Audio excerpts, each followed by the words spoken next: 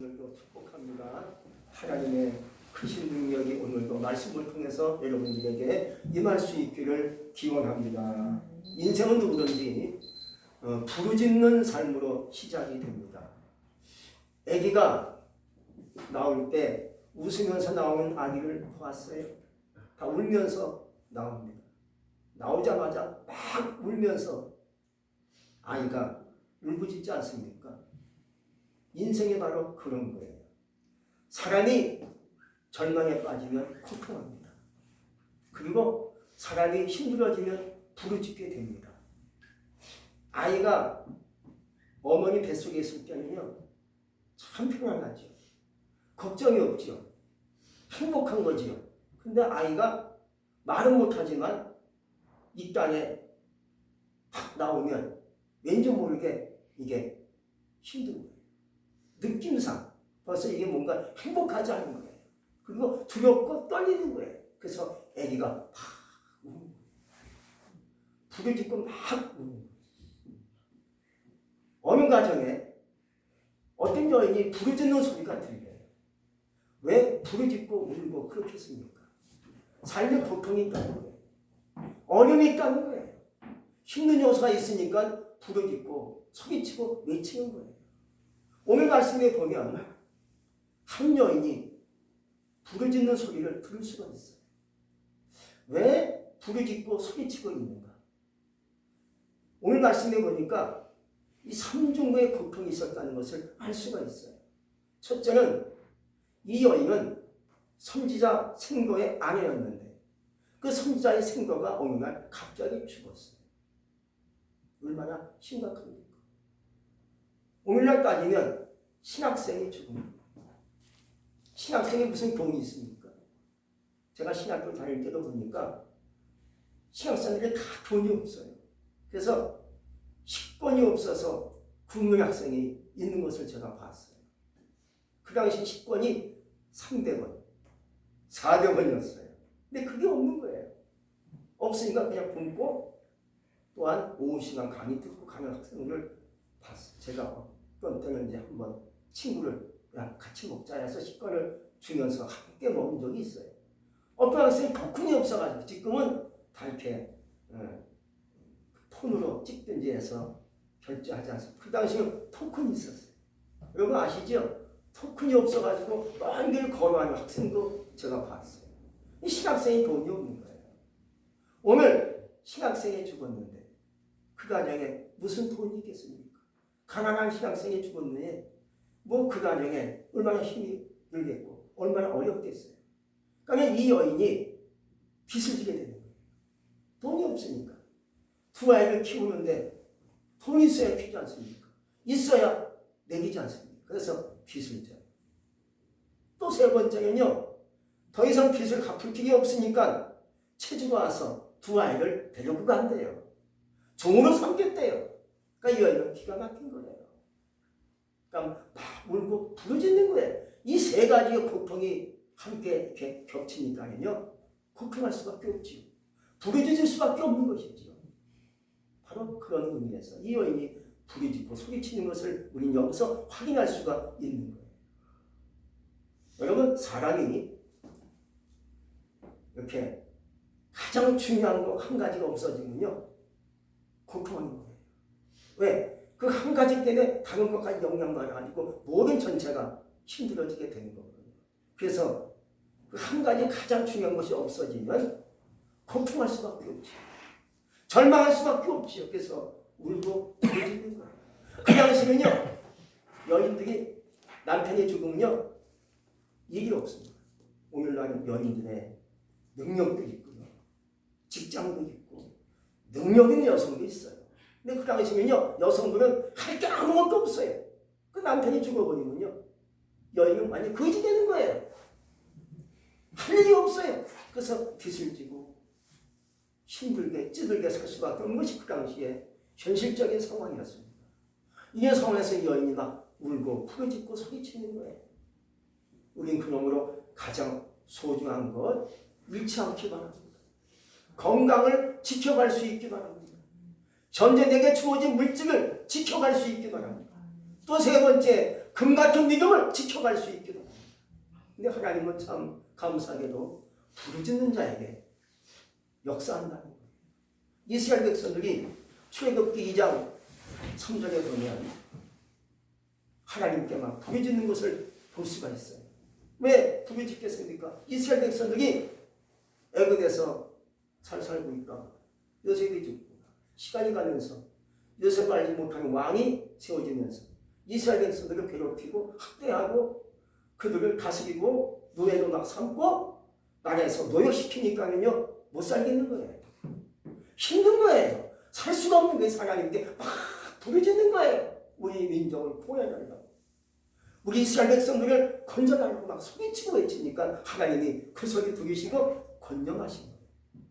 건령이라는 것은 내가 책임지고 도와주겠다 하는 뜻을 갖고 있어요. 그래서 하나님이 모세를 나게 해서 모세를 통해서 이스라엘 백성들을 애굽에서 나오게 하신 줄로 믿습니다. 오늘 엘리사가 그 집에 방문을 합니다. 참 묘하게 말씀이 이어지는 것 같아요. 왜 엘리사 선생님이 그 집에 방문을 했겠습니까? 두 가지로 생각할 수가 있어요. 하나는 내 제자가 죽었는데 걱정이 안 되겠어요? 스승 계신 이 엘리사 선생님이 선지자고 그 밑에 50명 정도의 제자가 있습니다. 그들이 신학생과 같은 거예요. 그들이 선생님을 본받아 말씀을 통해서 하나님의 은혜를 통해서 체험하고 훈련받으면서 그들도 선자의 길로 가려고 그렇게 입문하게 된 거죠. 그 중에 한 사람이 죽었어요. 그러니 엘리사 선생님이 걱정되겠지요? 그래서 그 가정 힘들 텐데 어찌 사는가 하고 그 가정을 형편을 보기 위해서 온 줄로 생각이 되어져요. 또 한 가지는 하나님께 도움을 요청해 보려고 그 가정에 온 것 같아요. 보니까 아니나 다를까 형편이 말할 수 없이 지금 힘든 거예요. 빚은 빚대로 졌지요. 애들은 지금 먹여야 되는데 먹지 못하고 애들 가지고 체주가 와서 데려간다니까 얼마나 고통이 컸겠습니까? 그러자 오늘 엘리사가 이런 얘기를 해요. 너희 집에 무엇이 있느냐? 라고 얘기를 해요. 이것이 문제 해결의 열쇠가 되는 줄로 믿습니다. 이 말씀의 의미는 너희 집에 어떤 쓸만한 씨가 있느냐? 그것을 하나님의 종이 찾고 있는 거예요. 여러분, 씨가 있어야 농사를 지을 수 있죠. 씨가 있어야 내가 심을 수 있죠. 씨가 없으면 농사 집니까? 못 집니까? 못 짓잖아요. 오늘 이 가정에 씨를 찾고자 그 선생님이 얘기한 거예요. 여러분들도 씨가 있습니까? 씨가 있기를 축복합니다. 저도 시골에서 목회를 해봤습니다만 시골에서 목회할 때 보면 집집마다 씨가 있어요. 씨를 잘 보관해줘. 왜? 다시 이른번에 그 씨를 심어서 농사를 일구려고. 아무리 배고프고 고단하고 없고 굶을지언정 씨는 먹지 못해요. 씨를 안 먹어요. 씨를 심어야 그 다음에 또 그 씨를 통해서 30대, 60대, 100대 열매를 거두어서 풍성하게 가을철에 먹지 않습니까? 그래서 이 농사꾼의 철학이 바로 그런 거예요. 오늘 이 하나님은 엘리사를 통해서 그 집에 씨를 찾고자 오신 거예요. 너희 집에 무엇이 있느냐? 오늘 우리 주님께서 나에게 말씀하실 것 같아요. 야, 너는 지금 너에게 뭐가 있느냐? 아무것도 없네요. 그러면 안 되잖아요. 이거 하나 있는 것 같아요. 그 가장 귀한 씨를 예수님께 고백할 수 있기를 축복합니다. 오늘 이 여인은 그 씨를 얘기하고 너희 집에 무엇이 있느냐라고 2절에 말씀하니까 여인이 이렇게 얘기합니다. 저는요, 우리 집에 기름 한 병 외에는 아무것도 없나이다 라고 기름을 얘기합니다. 그 당시 기름은요 가장 비싼 가격에 살 수 있는 것이 기름이에요. 각 시대마다 값진 것이 다 다르지요. 어떤 시대는 은이 귀한 때가 있고요. 지금은 금이 귀한 때지요. 어떤 때는 동물이 귀한 때가 있고. 근데 그 당시에는요 기름이 굉장히 귀했습니다. 기름 자체가 돈입니다. 기름이 금과 같은 거예요. 근데 이 기름이 한 병뿐입니다. 라고 말하니까 이 말은 참 좋은 씨를 뒀다는 얘기예요. 또 기름은 성령의 기름을 말씀하기도 해요. 성경에 보면 성령을 다각적으로 표현해 주고 있습니다. 성령을 이슬처럼, 성령을 샘처럼, 성령을 비처럼, 성령을 바람과 불로, 성령을 생수의 강으로 얘기합니다. 오늘은 성령을 기름으로 얘기하는 거예요. 그러므로 기름도 귀하지만 더 큰 하나님의 능력은 성령의 기름인 줄로 믿습니다. 그러므로 오늘 이 여인은 가장 귀한 것을 갖고 있음을 고백할 수 있었다는 거예요. 우리도 예수 믿는 나에게 물으시면 너는 너에게 뭐가 있느냐라고 물으면 저는 성령의 기름이 있어라고 대답할 수 있기를 주의 이름으로 축복합니다. 성령의 기름이 나에게 주어지면 모든 걸 할 수 있어요. 모든 문제 해결받을 줄로 믿습니다. 물질 문제 해결받을 수 있어요. 건강 문제 해결받을 수 있습니다. 내가 심히 아파요. 머리가 아파요. 속이 아파요. 걸을 수가 없어요. 그런 사람에게 성령의 기름이 부어지면 깨끗이 날 줄로 믿습니다. 할렐루야. 여러분들에게 성령의 기름이 오늘 부어지시기를 주의 이름으로 축복합니다. 하나님의 능력이 못할 게 있나요? 성령의 기름이 못할 게 어디 있나요? 할 수 있잖아요. 그 성령의 기름이 나에게 있기를, 여러분의 있기를 소망합니다. 그러자 오늘 엘리사가 3절에 보면 이렇게 또 지시를 합니다. 너는 밖에 나가서 이웃에게 그릇을 빌려 오너라 라고 얘기합니다. 이 말이 이렇게 해석이 되는 거예요. 바로 첫째, 보통의 삶의 문제를 그릇으로 풀어가겠다는 거예요. 오늘 하나님께서 부르짖고 애타게 소리치는 자에게 알아서 줄게 이게 아니었습니다. 너는 뭔가 만들어 가라는 거예요. 준비를 하라는 거예요. 그것을 만들라고 우리 주님께서 엘리사를 통해서 말씀하고 있는 줄로 믿습니다. 여러분들이 무엇을 준비를 하고 계신가요? 가장 하나님이 원하시는 그것을 만들어갈 수 있기를 주의 이름으로 축복합니다. 근데 그것은요 행복 속에 만들어지는 것이 아니고요 고통 속에 그것이 만들어진다는 거예요. 19세기 이태리에 토스카니라는 음악가가 있었어요. 이 음악가는요 첼로 주자였습니다. 첼로를 잘 연주하는 사람이 토스카니 19세기 이태리의 연주자였습니다. 이 사람은 연주는 잘하는데 한 가지 고통이 있어요. 그 고통이 뭔지 아십니까? 너무나 눈이 아주 매우 심각한 근시안적입니다. 그래서 함께 팀원과 함께 오케스트라 연주할 때는요 악보를 볼 수가 없어요. 빠르게 연주가 지나가니까 악보를 볼 수 있는 그 시력이 안 돼. 그래서 늘 이 사람은 이것이 고통인지라 생각한 끝에 이것을 악보를 다 외우는 겁니다. 연주하기 전에 연주를 하기 전에 악보를 다 외가지고 하니까 연주가 더 잘 되는 거예요. 왜? 악보를 볼 수 없는 거니까. 눈이 너무나 근시안적인 눈이 약해가지고 잘 못 보니까. 그래가지고 날마다 연주할 때마다 단원들과 함께 연주할 때 악보를 다 외서 하니까 더 잘하는 거예요. 근데 어느 날 지휘자가 이렇게 좀 아파가지고 갑자기 그날 연주하는 날인데 지휘자가 아파가지고 병원에 실려가는 일이 생겼어요. 그럼 누가 대타로 그 단원 가운데 지휘를 해줬는데 누가 지휘를 합니까? 근데 토스카니니가 악보를 다 외우니까 대타로 그냥 임시 지휘자를 했다는 거예요. 근데 너무 잘하니까 이걸로 계기해서 이 사람이 세계적인 지휘자가 될 수 있는 발판이 됐다는 거예요. 만약 이 토스카니니가 고통이 없었다면 그냥 한 단원의 첼로 주자로만 있었겠지요. 그러나 고통이 오히려 그 사람을 만드는 계기가 되게 했다는 거예요. 토스카니니가 이런 말을 해요. 어려울 때 힘이 되신 하나님께 감사하노라. 좋은 환경이 아니라고 해서 불평하지 말자. 좋은 결과를 만드는 것이 좋은 환경이 아니다. 좋은 환경만이 좋은 결과를 가져오지는 않는다라고 얘기했어요. 우리의 고통이 그것을 만들 수 있는 계기가 될 줄로 믿습니다. 내가 연약합니까?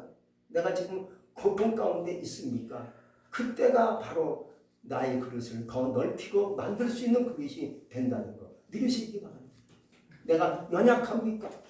연약할수록 나의 그릇을 더 진가하게 만들 수 있는 계기가 되는 줄로 압니다. 내가 연약하고 부족할 때 하나님 나에게 능력의 그릇으로 만들어 가시겠다는 거예요. 오늘 이 여인의 가정에 하나님의 종이 와서 얘기하는 거죠. 그릇을 빌려, 그릇을 만들어 가라. 네가 고통 가운데 있지? 그릇을 만들면 너에게 기름을 부어주시겠다는 거예요. 두 번째는요, 그릇을 드는데 많이 빌려오라고 얘기합니다. 이 말이 이렇습니다. 너는 그릇이 없으니까 그릇을 빌려오라는 거예요. 너에게는 없지만 이웃은 그릇이 있다는 거예요. 너에게 필요한 그릇이 너에게는 없지만 이웃에게는 있다는 거예요. 너에게 꼭 맞는 그릇이 너에게는 없는데 이웃은 많이 있으니까 빌려오라는 거예요. 여러 가지로 빌려오라는 거예요. 이 말은 뭔지 아십니까? 이웃의 것을 배우라는 거예요. 이웃이 가지고 있는 좋은 장점, 이웃이 가지고 있는 좋은 철학, 이웃이 가지고 있는 좋은 삶의 규칙을 배우면 네 것이 될 수 있다고 얘기하는 거예요. 그럼 어떻게 배우는 겁니까? 이런 거죠. 이웃이 너무 잘 살아요. 왜 잘 살지? 왜 돈이 많지? 왜 행복하게 살지? 왜 아주 멋지고 지혜롭게 살지? 이유가 있을 거 아닙니까? 이유가 있겠죠? 잘 사는 비결이 있어요. 지혜롭게 살 수 있는 어떤 뭔가 그 삶에 양식이 있다 이 말이죠. 그걸 배우라는 거예요. 근데 우리는 하나의 첫 번째 문제가 뭔지 아십니까? 빈정거림의 문제가 있다는 거예요. 남이 잘 되고 잘 살고 부자로 살고 행복하게 살면 빈정거려요. 예, 지가 잘 살면 얼마나 잘 살아. 돈이 많으면 얼마나 돈이 많아. 별거 아니지. 네가 뭐 최고냐? 하고 빈정거릴 때가 있다는 거죠. 시기하고 질투할 때가 있다는 거. 이건 안 된다는 거예요. 그들만이 가지고 있는 어떤 철학이 있어요. 왜 잘 살고 있는지, 왜 행복하게 사는지 뭔가 이유가 있다는 거죠. 그 이유를 알고 배울 게 나도 언젠가는 그렇게 나를 만들어가면 나도 잘 살 수 있는, 행복하게 살 수 있는 그런 그릇이 될 수 있다는 거예요. 그래서 오늘 하나님의 종 엘리사가 얘기하는 겁니다. 그릇을 빌려오는데 많이 빌려오라. 많이 배워라. 네 것으로 삼아라. 네 것이 될 수가 있다. 그 얘기를 오늘 하나님께서 우리에게 말씀해 주고 있는 줄로 압니다. 여러분들 그러므로 남의 것도 귀하고 내 것도 귀합니다. 또 두 번째 문제는 우리의 고집이 문제라는 거예요. 내 고집, 내 생각, 내 경험이 최고야. 남을 무시해. 남이 가졌어도 별거 없어. 내 생각이 최고야. 이러면 안 된다는 거죠. 고집 때문에 망한다는 말이 있지 않습니까? 고집을 내려놓고 배울 것은 배우고 참고서는 참고하고 이렇게 해서 하나님 내게 주어진 것을 다듬어 가면서 만들어 갔을 때 나에게 하나님의 축복의 기름을 부어주실 줄로 믿습니다. 오늘 이렇게 해서 하나님의 사람 엘리사가 얘기를 하는 거죠. 아주 먼 옛날 인도에 아르대왕이라는 왕이 있었어요. 이 왕이 어느 날 사형수에게 이렇게 얘기합니다. 이제 내일이면 죽을 수밖에 없는 사형수한테 죄를 많이 진 것 같아요. 야, 내가 이 가득 담은 이 기름 그릇을 너에게 줄 테니까 이 그릇이 네가 이 그릇을 담아가지고 이 그릇을 온 장안을 돌아다녀라. 그 대신 쏟아지면 넌 죽는다. 조심스럽게 한 방울도 쏟아지면 안 되니까 이걸 너에게 줄 테니까 이 기름 그릇을 담아가지고 쭉 돌고 오면 내가 너를 살려주겠다. 라고 대왕이 얘기합니다. 제수가 너무 고마우니까 알았어 그렇게 하겠습니다 하고 그 그릇을 가득 담은 기름 그릇을 담아가지고 조심스럽게 온 장안을 돌아다니는데 이게 또 염려가 되는 거예요. 쏟아지면 이제 죽는 거예요. 쏟아지고 흘리면 죽는 거니까 이 죄수가요 어느 그 목표인 집에 그릇 가게 들어가서 큰 그릇을 빌려가지고 거기다가 다 기름을 담아가지고 넉넉하게 왕께 나갔다고 합니다. 그러니까 왕이 이걸 보고 야 지혜롭네. 턱목하여 그 죄수를 살려줬다는 말이 있어요. 그릇을 만들면 됩니다. 나는 그릇이 없습니까? 내 그릇이 부족합니까? 내 그릇이 짧습니까? 내 그릇이 형편없습니까? 이웃에게 빌릴 수 있기 바랍니다. 이웃이 내 참고서예요. 이웃이 나의 좋은 어떤 축복의 연결고리가 될 수 있어요. 그 사람 옆에서 잘 살더라. 멋지게 사네. 배울 게 있어. 나도 배워야지 하고 좋은 거 배워서 내 그릇을 점점 아름답게 빛나게 만들어 간다면 하나님은 그런 그릇 속에 성령의 기름을, 축복의 기름을, 은혜의 기름을 쏟아 부어주실 줄로 믿습니다. 이제 세 번째 마지막이 뭐냐면 이제 그대로 행합니다. 그릇을 다 빌려왔어요. 많이 빌려왔어요. 뭐 큰 그릇, 작은 그릇, 바켓스 뭐 할 거 없이 대할 거 없이 다 빌려왔어요. 이제 하나님의 사람 엘리사가 얘기합니다. 이제는 기름을 차린 대로 부은 대로 옮겨놓아라 하고 얘기합니다. 기름을 붓습니다. 할렐루야. 계속 찹니다. 가득 땅이 차는 넘치는 겁니다. 기름이 계속 채워지는 겁니다. 어제까지만 해도 찌글고 힘들었던 삶이 우울했고 고통했고 힘들었고 정말로 불행스러운 삶이었는데 오늘은 그게 아니었습니다. 그릇마다 기름이 채워지니까 신나는 거예요. 재미 좋은 거예요. 행복해지는 거예요. 애들도 좋아서 막 날뛰는 거예요. 왜? 너무 좋으니까. 너무 좋으니까. 이게 좋은 날이 없었어요. 막 채워지니까 가득 땅 차 넘치니까 너무 좋아가지고 행복스러운 거예요. 여러분, 마지막은 말씀을 지키는 것이 정답입니다. 어제도 오늘도 내일도 우리에게 말씀밖에 없어요. 말씀을 지킬 때 그대로 할 때 말씀대로 되는 역사가 우리에게 그대로 임할 줄로 믿습니다. 오늘 엘리사 선생님이 그 집에 온 것은 그 가정의 문제를 해결시키시고자 온 것처럼 이 땅의 주인이 오사 고난 받으신 것은 우리의 고통 문제를 해결시키시고자 이 땅의 주인이 오신 줄로 갑니다. 이 고난 주간을 통해서 우리가 무엇을 할 것인가? 오늘 여인이 하나님의 종 엘리사에 또 하나님께 부르짖고 기도한 것처럼 나도 하나님께 부르짖고 기도하는 자가 되시기 바랍니다. 살다 보면 이런 저런 일 때문에 고통스러운 문제가 있어요. 힘든 요소가 있어요. 어려움이 있어요. 물질 어려움도 있고 아파서 나도 모르게 인생이 참 무뎌질 때가 있어요. 우린 그럴 때 하나님께 나와 부르짖고 기도하기 바랍니다. 주여, 나는 힘들어요. 너무 고통스러워요. 너무 살기 힘들어요. 하나님께 부르짖고 기도하시면 하나님께서 나에게 응답하실 줄로 믿습니다. 그래서 선생님이 얘기합니다. 다 찼니? 그릇이 없니? 없어요. 그림이 끝입니다. 그러자 말합니다. 이제 이것을 팔아가지고 빚을 갚아라. 파니까 빚 갚는 것이 더 남은 거 많이 나왔어요. 빚을 다 청산했어요. 할렐루야. 청산하고 또 더 많이 남았어요. 그 남은 것을 가지고 생활하게 된 줄로 믿습니다. 참 좋으신 하나님이시죠. 살다 보니까 빚이 있어요. 뭐 이거 빚이 있어요. 빚을 하나님이 갚아주신대요. 누구한테? 부르짖고 그것을 만들어 가는 자에게 하나님께서 축복의 기름을 부어주신대요. 하나님 앞에 기도하시고 우리의 그릇을 아름답게 만들어 가시고 크게 만들어 가시는 가운데 성령의 기름, 축복의 기름, 능력의 기름이 부어지시기를 주의 이름으로 축복합니다.